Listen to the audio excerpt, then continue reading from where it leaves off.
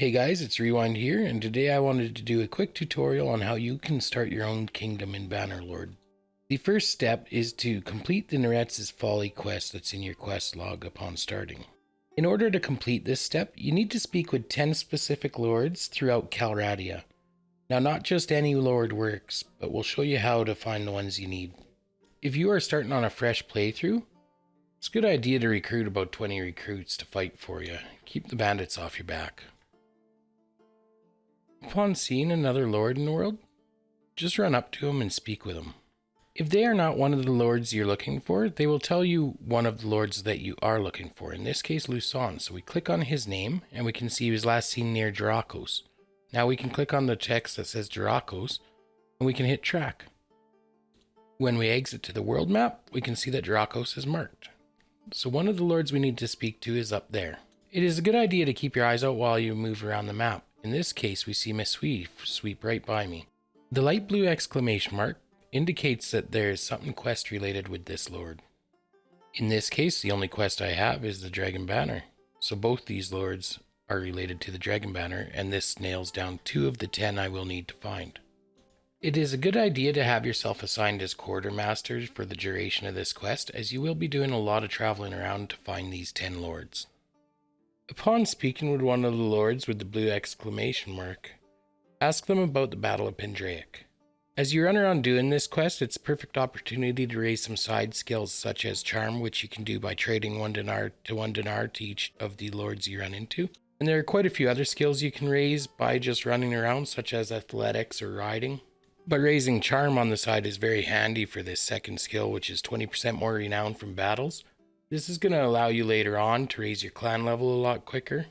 If you click N to go into the encyclopedia and click on Kingdoms, you can now select a kingdom you are near, and you'll be able to see who they're at war with just by scrolling down. If you go to where these 2 factions share a border, you're almost guaranteed to find a high concentration of lords to speak with.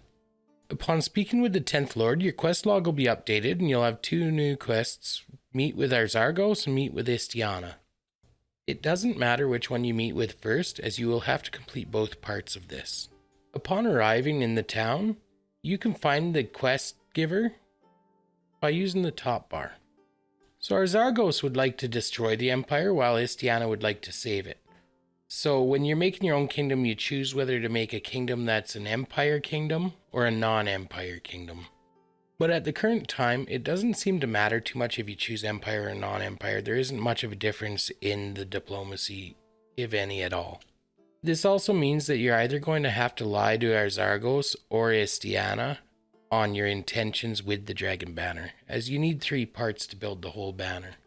You have 1 piece, and each of them know the location of another piece, which luckily happens to be in a bandit camp that happens to be right beside the city they reside in.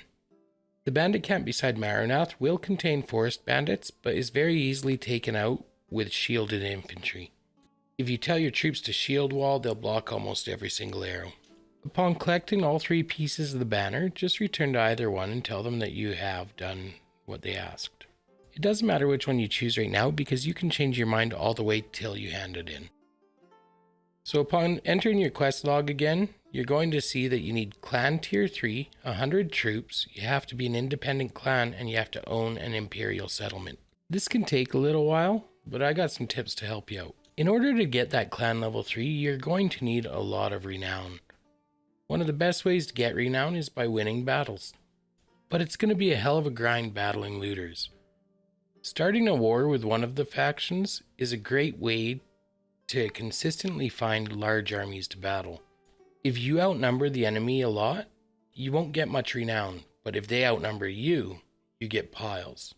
So, declare war. This doesn't have a lasting negative effect on your kingdom in the end. In fact, it has a positive effect as you release the lords when you beat them, and that gives you a positive reputation bonus with that lord, making them easier to recruit as a vassal later.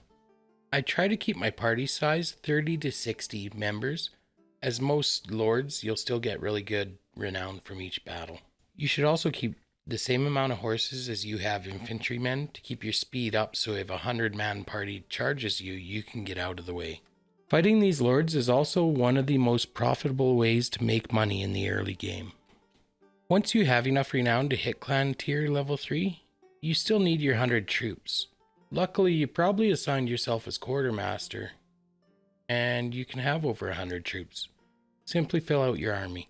Once you do fill your army, figure out which castle you're going to take. To create an imperial kingdom, you need to own an imperial settlement. However, if you side with our Zargos and create a non-imperial, you just need to own any settlement. Again, you can use the encyclopedia to tell if a settlement is empire or not, just by clicking on empire. This will produce a list of only empire settlements. Select whichever settlement you want. As soon as you have that settlement and you return to the NPC and talk to them and form a kingdom, it's going to pull you out of the war you just created. Though the lord that owned that castle, he might not like you too much.